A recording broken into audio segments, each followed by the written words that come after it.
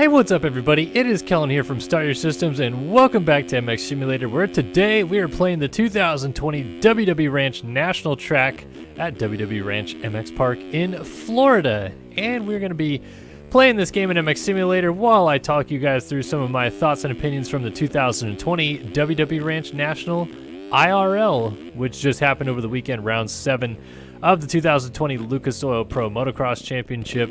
Round 7 of 9, so we're getting down to the nitty-gritty of the series here, and there's a lot to talk about. So that's what we're going to do in this video today. We're going to break down some of the highlights, some of the action, some of the things that we would like to rehash from the weekend here on this video. So if you haven't already watched the race already, just a friendly reminder that this is a spoiler alert. I will be talking about the race, the results, and things that have happened. So if you want to watch the race and you don't want to have it spoiled, now would be a good time to click off the video. But for the rest of you guys that are here to chat about the races, let's dive into it, shall we? Well, after everything had been kind of flipped on its head at Millville, with Cianciarulo going 1-1 and Zach Osborne having a front flat tire and going from a 28-point lead down to just 15, and Cianciarulo clawing back, I think it was 27 points that he made on a single day over Osborne. Osborne, I guess, more or less needed to respond to everything that had happened and just go out there and show that he still is capable of winning this championship, and he did every single bit of that at Florida. First moto was amazing. I don't think I've seen a better single lap in an outdoor national in quite a while. I know Eli Tomac has definitely had some laps like that where he just kind of decides he wants to go to the lead and does it. On lap 11 of the first moto, Zach Osborne looked like he was either having an issue with his tear-offs or maybe just flat ran out because he started wiping his lens of his goggles with his hand.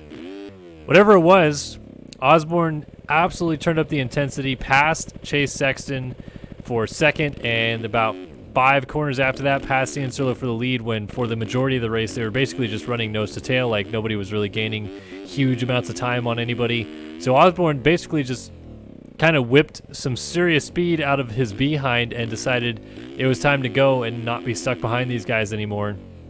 And to me, the first moto was much more of a statement ride than the second moto. The second moto was still very, very good. Osborne taking advantage of some mishaps to get into the lead, and then once he was in the lead, he really was trying not to look back at all, but it's pretty tough when Eli Tomac finally figures out that he exists again and starts riding like we all know that he can. But Osborne responded to the pressure, and it was interesting to hear his thoughts after the race as well, because he basically said that he didn't think he had the pace to run with Eli there at the end, but he just did what he could to put his bike in places where Eli was not able to pass him and just kind of respond to the pressure, which he did a great job of, and goes 1-1 on the day. So now Zach Osborne, who again, as mentioned, had lost a good chunk of points and was now sitting kind of in a weird situation that he hadn't been almost the entire season since he won the first couple rounds, was having to go back into offensive mode. He couldn't just let the wins come as they were, or ride defensively and just get his thirds and stuff like that. He went back fully on the attack, and more or less to me proved why he is probably going to win this championship this year, because he really is, when he wants to be, the best rider on the track, in my opinion. That being said, I think that there were a lot of factors that led to him winning the overall on the day, and I think, first of all was that those guys probably didn't realize that he was still that close. I don't know, I guess because like in the first moto, Sexton and Cianciarulo were locked in their own little battle amongst each other. They're fighting each other. At one point, Sexton took the lead. Cianciarulo had to fight back. I think Cianciarulo, like I've asked him this in the press conferences before, of whether he knows those guys right behind him. It's so weird to me, because if you watch the GoPro of Cianciarulo from the first moto, like it almost seems like he didn't know Osborne was going to make the pass happen where he did, which happens all the time. Like guys don't know that a pass is going to happen per se, but it just seemed like he was like, all I have to worry about is Sexton, and then suddenly bam, Osborne was there, and he just couldn't up the intensity and run that pace, which, if it happens gradually, I think, yeah, Cianciarulo and those guys absolutely can run that pace eventually. The problem is Osborne really, I think, caught those guys sleeping, if you will. I don't know how he managed to go from being like a 216 guy to a 211 guy in a single lap. but he did, and because of that, all those guys were just kind of still running their normal pace, and Osborne, like I said, just caught him sleeping. And by the time that they could figure it out and Cianciarulo got back into his groove, Osborne already had a few second lead because he was just that much, more on pace to, compared to what Cianciarulo and those guys are doing out front. So I think that's part of the factor too, because I think Cianciarulo still had the speed to run that Osborne pace. He just didn't have like the wherewithal to do it on a flip of a switch like Osborne did. And in the second moto, I think he did get a bit of a gift. I'm just going to be flat out honest, because I think that while Cianciarulo probably wasn't going to win that moto, I think that the contact between Cianciarulo and Musquin took wind out of both of their sails. Obviously, Cianciarulo was passed by Osborne and several others in that crash, but Musquin, who went to the lead at the time, was, I think, the fastest rider on the track at the time. Like, Osborne was lurking back there, but it wasn't like he was making huge inroads on those guys, and Musquin was going to the front. And as soon as that happened, it seemed like Musquin, once he got to the front, was kind of like, I don't really know what just happened. Like, got to settle back into a pace. Oh, can't do it. Suddenly Osborne's there. Bam, he's gone. He's in the lead again. And then Tomac obviously marched through eventually as well. So I'm not going to say like 100% Osborne was just like clear as day, just, head and shoulders above everybody all day long or anything like that. It was close. It was a very close fought race, and I don't think if you're seeing Cianciarulo, Musquin, or anybody else that's still trying to go for this championship, you can look at it as like, yeah, we just got absolutely smoked. Like, that was not what it was. Like, they kept it close. I think in the first moto, it wasn't even like, once Osborne got the lead, he walked away. Cianciarulo kept it within a few seconds for most of the rest of the race. So in a sense, yes, Osborne absolutely is going to take a huge confidence boost from this one, because he just showed that he still can go 1-1 when he wants to. But on the flip side, I don't feel like these guys are suddenly just demoralized because of it. I think the biggest problem is that you had Cianciarulo finish second in the first moto, and he very well could have finished second or maybe third in the second moto, given an Osborne win, and minimize that damage. But now, with the crash with Musquin, I think he ended up coming home 7th or 8th or something like that in the second moto. I think it was 7th. And now he's like 28, 29 points down again, just like Musquin was a round to go. And Osborne suddenly has this, comfortable lead with only 4 motos left to run. It really puts those guys way behind where the momentum was going. Like, Cianciarulo was on the rise. He was winning races. It was looking like things were going in his favor, and now all it really took was one little measly kind of mistake or contact or whatever you want to call it to flip the tides again in the favor of Osborne. Osborne went out there, he did what he needed to do, he rode to the capabilities that he needed to, and he got the job done. And I think that those guys behind him, the Cianciarulo, the Musquin, etc., are just not quite going to rise to the occasion this year when they need to. I think that this was the ample opportunity for Cianciarulo to seize it. He was in the lead for both motos at one point or another and didn't win either moto. I think that you have to chalk that up to just Cianciarulo maybe not really in the zone yet of championship, I guess. Like, he's talked about in the post-race press conference as well, that he's like trying not to think about the fact that, he's a rookie, he's on the verge of, contending for this championship. Like, that's not his goal initially coming into the season. He's trying to win races. He's trying to get established, and the championship would be icing on the cake for him. So in a sense, I think mentally that's the difference. Osborne knows time is running out. He's 31 years old now. Like, he has to win this title now or never kind of thing. But Cianciarulo is looking at it as like, it would be nice to win the championship, but I don't need it. Like, I really don't. It'd be great to have, but I'm here for several years to come. And all the heavy hitters that I'm battling with now will retire before I am, even out of my prime probably. I don't think Osborne's going to hang around for another 6 years and be a contender. Tomac's probably out after next year or maybe the year after that. Musquin, everybody's pointing to the fact that he's out after next year. Roczen seems like he's already got a foot out the door as well. Like, these guys that are the now are about to be the past, if you will. And the future, which is the Cianciarulos, the Sexton, to a degree, Webb, and now guys coming to the forefront soon, like Ferrandis, and we'll have Forkner up before long and stuff like that. That is slowly becoming the next generational turnover that we're about to see.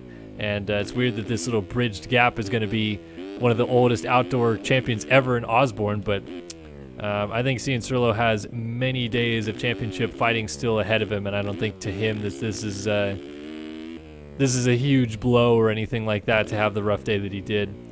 He'll rebound. I think he'll do fine coming weeks at Colorado Impala. Probably won't win the title, but I think he has to hold his head pretty high that he at least gave it a shot this year in his rookie year, which not many people can say they even had a chance to. So yeah, anyway, beyond all that, there's a couple things I wanted to talk about from the 450 class, and I think that they'll be controversial topics, if you will. Number one is the Marvin Musquin contact with Adam Cianciarulo in the second moto. Now, I don't have a single problem with this instance because to me, it is Justin Barcia and Joey Savacci 2.0. It is the almost identical thing that happened at Millville, that Savacci said he missed his rear brake or didn't have his rear brake, hit the back of Barcia, or like hit the side of him really, like they kind of sideswiped each other coming into the corner in between the Millville sand whoops, and Savacci goes down, Barcia continues on his way. And that whole thing was Barcia sweeping in from the outside to close off the inside line of the corner. This Musquin contact, there's subtle differences with it. Musquin was a little further back than Barcia, not a lot, and he kind of sent it in there. Like, I don't know how well he would have stopped for the corner. I think he still would have made the corner, but the contact was enough that it shoved him out wide. But to me, I don't feel like it's been very fair how many people have ridiculed Marvin for this. Like, it just, to me, again, the elephant in the room here is you have American fans that are just willing to bend over backwards to stroke the people of their country and vilify the people that are not. Whereas, I don't think Marvin rides dirty, aggressive, anything along those lines, but the little times that it comes to contact with him, everyone looks at it as like the most dirty, aggressive move on the planet, which is just so stupid to me because there's so many more dirty / aggressive moves happening every single lap of the race besides that. And it just so happens that, Musquin is on screen. People pick apart every little detail of it and blame Musquin for everything, when to me, that was a racing incident. Like, Cianciarulo blew the end of the straightaway, was going very slow at the end of the straightaway. Marvin saw an opportunity to try to close the door. He got there a little bit late, similar to what Osborne did on Derek Dyer trying to lap him at Ironman. And contact was made. Unfortunately, Cianciarulo went down. Musquin carried on his way. I don't think you can put that up to like, oh, Marvin was trying to aggressively take out Cianciarulo from behind. Such a dirty French rider. Like, that is just completely asinine of a comment to even make, in my opinion. And it's just super annoying, I guess, sometimes to see, like, when something like that is posted on a social media account or whatever, how many people vilify it. It's like, if Justin Barcia cleans somebody out, they're like, that was awesome, dude. That's classic Barcia, lighting people up. Like, yeah, bring the sauce, man. Like, so good. And then if Marvin, like, lightly taps somebody and they happen to go down, it's dirty French rider, go back to France. We don't want you here. Like, it's so stupid. Like, that whole thought process of the so-called fans of the sport that watch that and immediately just vilify Marvin, it just is so annoying to me because, like, that logic in itself of, like, go back to France, super annoying that you're here and stuff like that, is so stupid because at least he came over here and is trying. Like, he's one of the best riders in the world. When he came over here, he probably was the best 250 rider in the world and decided to get his feet wet, try Supercross, eventually became a Supercross champion, has been consistently a title threat outdoors year after year after year, and you're just saying, like, well, because he made a couple weird, odd moves that resulted in people going down, send him back to France because we don't want to see somebody that actually can challenge and contend and make this championship interesting here. We want it to be boring, walk-home victories for our American hopeful riders. Yes, that is just the end-all be-all. It's so stupid. Like, I hate that logic. Pisses me off to no end, and just wanted to rant about it because, again, Marvin Musquin makes contact and everybody's up in arms. So what are you going to do, I guess? Just poor old Marvin trying his best, trying to win races. Unfortunately, sometimes rubbing his racing, and I don't know. What are you going to do? The second thing is Eli Tomac showed up and that is the real Eli Tomac. It's like the real Slim Shady, please stand up. The real Eli Tomac, please make your way to the front of the field. That's exactly what happened in the second moto. And I thought it was kind of funny on the broadcast how Will Christian went down to the mechanics area and asked the Kawasaki team, what did you change between races? Like, this is, Eli Tomac, I think he finished, what was it, 7th or 6th in the first moto, just didn't look like he was, I don't know, contending at all most of the day. And then about 15 minutes into the second moto, lights up the timing sheets, starts going fast again, running ridiculously fast times, slicing through people past Musquin, caught Osborne from 8 seconds back. That is Eli Tomac that has won 3 consecutive Lucas Oil Pro Motocross Championships. I don't know where he's been this year. He said after the race in the post-race press conference that, or not in the post-race press conference, but in the podium interview, that he's just been in a weird funk and he doesn't know what it is, and he's mentally trying to break out of it, which happens. These guys get into a little mental wormhole that they can't break out of. But it's just so weird how hit and miss it has been this year. It's so weird that at Ironman, for example, Tomac looked like he wasn't beast mode Tomac, but he was normal Tomac to a degree, good starts, runs the pace up front, can do battle with those guys, not a big problem for him to run that pace. But this year, it just doesn't seem like even when he starts up front, he's comfortable running the pace that Osborne, Cianciarulo, Musquin, Barcia, Sexton even are running, which is super weird because year after year, he was able to withstand pressure from Musquin at the top of his game, Ken Roxon, Ryan Dungey at some point as well. Those guys, in my opinion, are higher grade, or when they were at the top of their game, were a higher grade than what we're seeing from Osborne and Cianciarulo this year.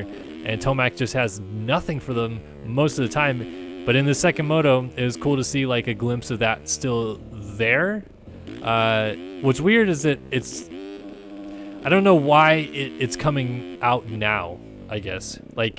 You would think that Eli last week, maybe seeing Osborne going backwards, is I got something to fight for. And it would come out then, but I don't know. I just, again, he says it's a mental block that he's trying to get over, which is obviously the case. But if it is a mental thing, which Eli Tomac has had more or less his share of mental problems, issues throughout his career, why doesn't he have I don't know the right word for him, a mental coach, a conditioning coach, not a fitness one, but someone that is, trying to get you in the right mindset. For example, Christian Craig works with Connor Fields, who is a gold medal Olympian in BMX. And Fields doesn't know much about anything when it comes to what Craig can do on a motorcycle and things that he should be doing on the track that make him flow better or whatever, ride better. But Fields has the championship mentality within him that he can feed into Craig a little bit and say hey, this is how you should approach these mental situations when you feel like you're in a rut and you can't do anything differently or whatever.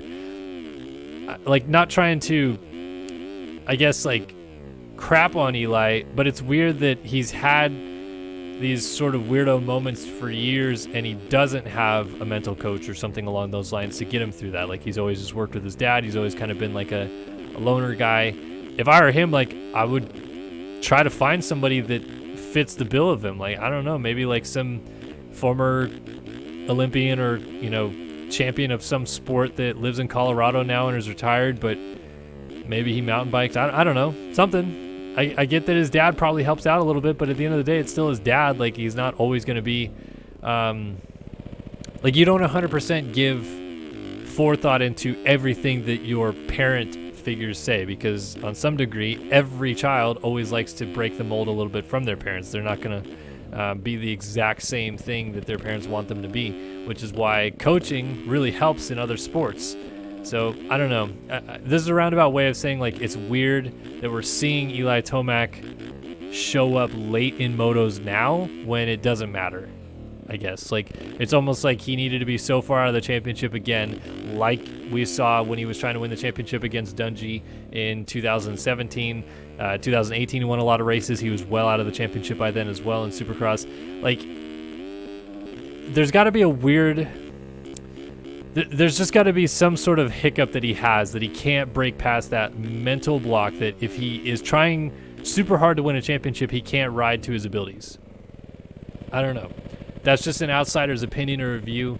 I haven't talked to the guy myself, like I said, so I don't know this for a fact. I would just say that that's something that I'm curious to know more about, and whether or not he would entertain something like that in the future. He's probably only got a year or two left of racing anyway, so I don't think it's something that he's probably going to sit down and think really hard about now. But I don't know. Maybe that's my comment question of the day. Eli Tomac, should he, I guess, like, invest in himself a little bit? Like, clearly it's not his abilities on a bike. He's always going to have one of the most ridiculous abilities on a motorcycle out there in the world 99% of the time. But the 1% that he has these mental blocks where he can't ride to his normal capacity, it's got to be something. It can't just be he's not feeling comfortable today, so he's going to ride to this pace. Like, there's got to be something to break through for him.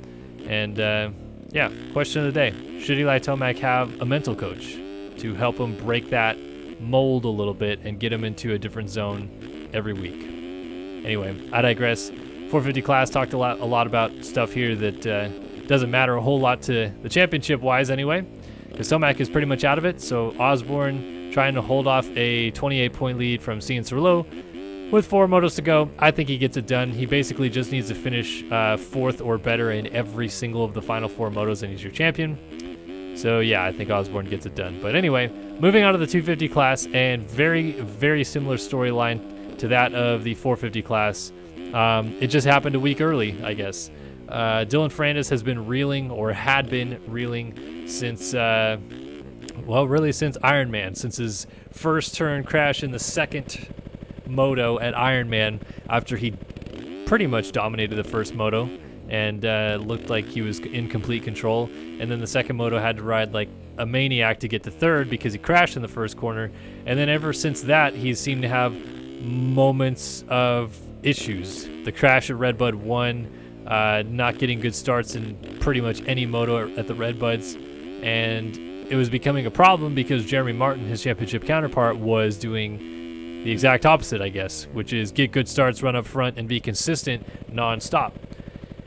Well, at Spring Creek last week, Dylan Ferrandis kind of responded to all that problems, issues, whatever you want to call it, that he's been having by pretty much saying this series is mine for the taking. I'm going to go 1-1, and you're going to have to dethrone me, which Martin almost did, but he was clearly the best rider a week ago.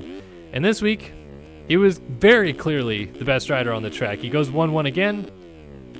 Now he's extending his championship lead back to a more comfortable margin, which is good news for him because history has not shown very well for French riders over the years when it comes to trying to clinch championships.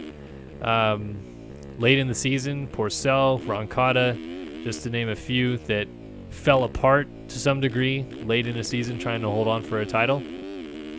But Ferrandis has kind of found the early season groove that he had again. It's so weird to call it early season because it was like a month ago that this groove existed. But he's looking like he's back to his old self, and that's going to be a pretty tough combo to beat because he's on a bike that at least gets him inside of the top 10 on the starts, and if he can at least get inside of the top 10 on the starts, he usually has a pretty good shot at winning the moto because he has a good shot of slicing through the field to come to the front and eventually pass for the race leads, which he has been doing fairly consistently the last couple weeks.